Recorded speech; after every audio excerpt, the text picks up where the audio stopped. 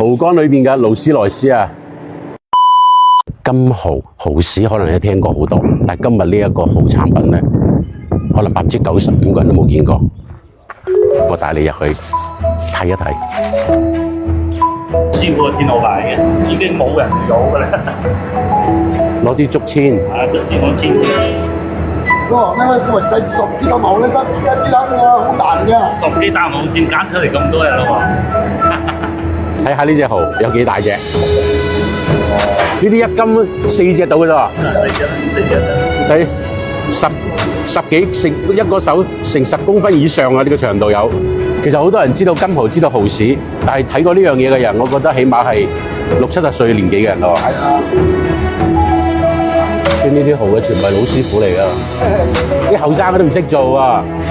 都唔使你問你做乜嘢啊？你冇見過啊？啊！點解嗰粒蠔咧用咁大隻咧，就貼唔到牌嘅咧？呢隻都做唔到牌，做唔到牌。你啲所有嚟啲結實支牙籤咁好尖㗎，我哋要選擇嗰啲咁延伸瓜子一樣嘅，但係佢一定個肚要好底，肚要肥要拱嘅。平時嗰啲就啦，呢隻瘦啦。你嗰隻蠔咧咁就做唔到啦，先可以跳得嚟啊！所以做蠔牌咧一定要選最靚嘅產品，真係呢啲。如果新鮮食幾靚啊嚇，但係新鮮食靚嗰啲食唔使啦。如果你喺度呢啲地咁你上過，我哋走出嚟喎。但係你喺中間嗰度穿得認得再要撇到喎。我哋要穿落隻背柱位啊，佢先掛得住，要唔係會甩咗啊！哦，呢一隻特別大，4隻1寸。呢啲又我睇到有啲似大老婆嗰啲印新聞啊！呢啲先叫肥蠔。阿姐穿到幾多年啊？穿到幾多年呢種蠔啦？我睇啊，真係好結實。隻蠔要咁樣揀過。佢有同齊㗎嘛？啊！想揾翻而家呢啲大蠔都難啊！我哋就要用呢個大蠔嚟做呢個蠔牌。嗱，啲穿好嘅蠔牌。而家攞出嚟曬晒啦，曬蠔豉啊見得多，曬蠔牌上咗年紀嘅人可能先知道呢樣嘢嘅。老總，我哋今日曬幾多？今日曬100斤啦百零斤成品都係百零斤生蠔。係成品啊！哦，好，今日成品今日千幾斤頭，可以曬100零斤，千幾斤曬百零斤。係啊，呢位曬最快曬11、2日啦。11、2日。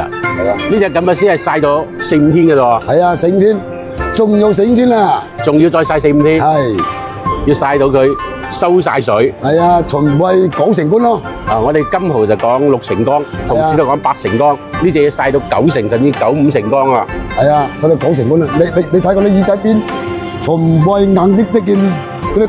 係啊，硬晒㗎啦，而家係。你曬嗰啲耳仔邊全部係硬晒啦，淨係個肚呢度你做啲油啊。呢個嘢就係，如果係用鮑魚嚟講就係溏心鮑魚。係啊，你睇嗰隻嘢幾靚，4斤半嘅水蠔，4斤半嘅水蠔曬出1斤嘅蠔牌。